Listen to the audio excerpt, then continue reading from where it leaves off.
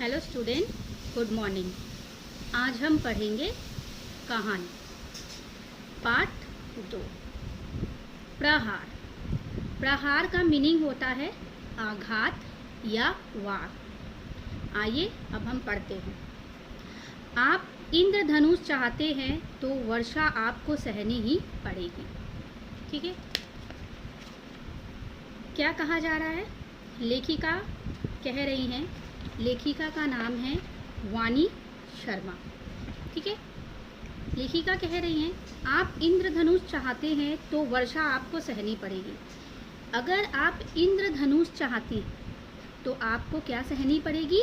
वर्षा। वर्षा यानी बरसात। इंद्रधनुष को रेनबो कहते हैं। देखते हैं ना, बारिश जब होती है तो उसके रेनबो निकल जाती है।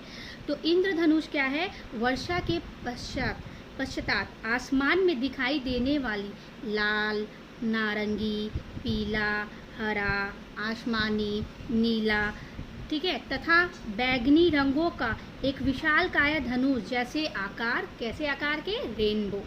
ठीक है, उसे इंद्रधनुष कहते हैं। तो इंद्रधनुष चाहिए तो वर्षा भी चाहिए, बरसात भी चाहिए। अब पढ़ते हैं। एक मूर्तिकार किसी जंगल से जा रहा था। मूर्तिकार किसे कहते हैं? जो मूर्ति बनाते हैं उसे मूर्तिकार कहते हैं। तो वो मूर्तिकार एक दिन कहाँ से जा रहा था? जंगल से जा रहा था। जंगल को कहते हैं वन। वह बहुत सुंदर व कलात्मक मूर्तियाँ गढ़ता था।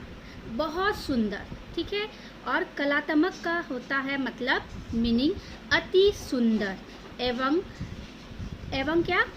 कलापूर्ण ढंग से बनी हुई कोई भी चीज़, या कोई चीज़ नहीं, कोई मूर्तियाँ। ठीक है, मूर्तियाँ को हम लोग कहते हैं प्रतिमा। ठीक है, बहुत ही सुंदर वह प्रतिमा बनाते थे। कौन?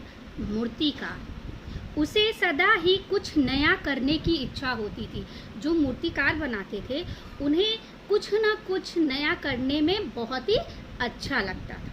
ठीक है, जब वह जंगल से जा रहा था, जब मूर्तिकार जंगल से जा रहा था, तब उसने वहाँ एक बड़ा सा पत्थर देखा। सोचा कि इससे सुंदर मूर्ति बनाई जा सकती है। जब वो मूर्तिकार जंगल से जा रहे थे तब वो क्या देखे? एक बड़ा सा पत्थर देखे। तो वो पत्थर देखकर उस मूर्तिकार को लगा क्यों ना इस पत्थर पर क्या बनाई जाए? मूर्ति बनाई जाए, है ना? समझ आए? यानी प्रतिमा बनाई जाए। मूर्तिकार वहीं पर रुका। मूर्तिकार कहाँ पे रुक गया? वहीं पे रुक गया। उस जंगल में जहाँ पे वो पत्थर देखा था वहीं रुक गया।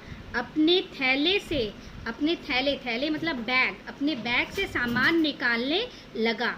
फिर जैसे ही वह पत्थर पर हथौड़ा से प्रहार करने वाला था, जब मूर्तिकार अपने थैले से, अपने बैग से जैसे ही सामान निकालता है, वैसे ही सामान निकालकर हथौड़ा को इंग्लिश में हैमर कहते हैं। ठीक है, हथौड़ा निकालकर वो उस पत्थर पर जैसे ही सहसा मारने वाला था, उसे एक आवाज़ सुनाई दी। उसे यहाँ पे मूर्तिकार है। मूर्तिकार को क्या सुनाई दी? एक आवाज़ सुनाई दी। क्या सुनाई दी? मतलब कृपया मुझ पर प्रहार मत करो, मुझे छोड़ दो। ठीक है, कृपया मतलब वो रिक्वेस्ट कर रहा है कि मुझ पर मत मारो, मुझे छोड़ दो। ठीक है, तो मूर्तिकार एक बार तो डर गया। मूर्तिकार क्या होता है कि एक बार डर गया कि इस सुनसान जंगल में आवाज़ कहाँ से आई? इस सुनसान जंगल में आवाज़ कहाँ से आई? वो डर गया एक पल के लिए कि इस सुनसान सा जंगल में आवाज़ कहाँ से आया, है ना? कुछ क्षण बाद जब उसने दोबारा प्रहार करने की प्रयास किया, तब पत्थर ने फिर कहा। जब उसने क्या किया कि दूसरी बार जब उस पत्थर पे प्रहार किया, मारने गया, तब क्या हुआ? तब हुआ कि उसे आवाज़ सुनाई देने लगी कि मुझ पर वार मत करो, मुझ पर मत मारो। ठीक है,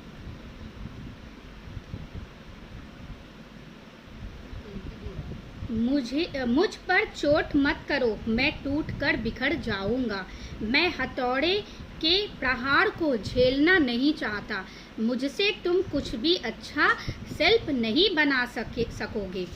तो वो पत्थर क्या कहने लगा, मुझ पर चोट मत करो, मुझे चोट मत पहुंचाओ, मैं टूटकर बिखर जाऊंगा, मैं हथौड़े के प्रहार को झेलना नहीं चाहता। मतलब कि वो पत्थर कहने लगा कि जब उसको हथौड़े से उस पत्थर पर मारा जाएगा तो वो उसका शक्ति सहन नहीं कर पाएगा, इसलिए वो पत्थर कहने लगा मुझे मत मारो, मुझसे तुम कुछ भी अच्छा शिल्प नहीं बना सकोगे।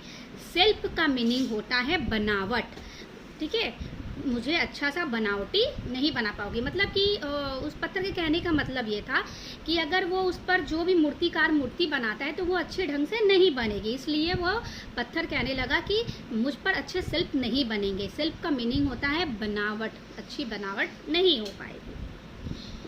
पहले तो शिल्पकार आश्चर्यचकित हो गया, फिर उसे समझते देर ना लगी कि यह आवाज़ पत्थर से ही आ रही है। ठीक है, उसको ऐसा लगा कि ये आवाज़ पत्थर से ही आ रही है, उसको देर नहीं लगा समझने में। तब क्या होता है, क्योंकि वह दयालु स्वभाव का था, अतः उसने पत्थर से कहा। कौन दयालु स्वभाव का था, दयालु को इंग्लिश में काइंड कहते हैं, ठीक है, दया करने वाला। कौन दयालु था, वह चित्रकार, ठीक है। फिर वह चित्रकार पत्थर से कहता है, मेरी रचना सुंदर रूप तभी ले सकती थी जब तुम मेरा साथ देते। ठीक है, देखिए कोई कलाकार किसी भी चीज़ में वो बहुत अच्छा बना सकता है, ठीक है, मगर अगला जब तक उसका साथ नहीं देगा तब तक वो चित्रकार मतलब नहीं बना पाएगा। ठीक है, जब तक वो चित्रकार का साथ नहीं दिया जा सकता तो चित्रकार उसका चित्र अच्छा नहीं बना पाएगा। किंतु तुम्हारी सहमति नहीं है, इसलिए मैं तुम पर दबाव नहीं दूंगा। तो चित्रकार क्या कहता है, तुम्हारी सहमति नहीं है इसलिए मैं तुम पर दबाव नहीं डालूंगा। ऐसा किसने कहा, चित्रकार ने पत्थर से कहा। ओके स्टूडेंट, यह कहकर मूर्तिकार थोड़ा आगे बढ़ गया। ये बोलने के बाद मूर्तिकार पत्थर से ये बात बोलने के बाद मूर्तिकार जो था वो आगे बढ़ गया। वहाँ उसे एक और पत्थर दिखाई दिया, वहाँ उसे क्या दिखाई दिया, एक और पत्थर दिखाई दिया। मूर्तिकार ने सोचा कि यह मूर्ति के लिए उपयुक्त पत्थर है। उपयुक्त मतलब ठीक, मतलब इस्तेमाल कर सकते हैं, ये मूर्ति बनाने के लिए ये इस्तेमाल हो सकता है। तो मूर्तिकार सोचा कि ये मूर्ति बनाने के लिए बहुत अच्छा पत्थर है। उसने अपने थैले से सामान निकाला और पत्थर पर प्रहार किया। सामान निकालता है, पत्थर पर प्रहार करता है, मारता है। किंतु अब की बार कोई आवाज़ नहीं आई, इस बार कोई भी आवाज़ नहीं आई। मूर्तिकार ने इसलिए निश्चिंत होकर, निश्चिंत मतलब बेफिक्र, निश्चिंत का मीनिंग होता है बेफिक्र होकर, वह पूरे मनयोग मतलब पूरे एकदम मन से, एकदम ध्यान से उस पत्थर से एक अनुपम मूर्ति बना दी। अनुपम मतलब एक अनोखा, बहुत ही सुंदर मूर्ति तैयार कर दी। कौन, मूर्तिकार। Okay student, thank you. इस पार्ट का आगे का और भी मैं आप लोगों को बताऊंगी कहानी नेक्स्ट वीडियो में। Thank you.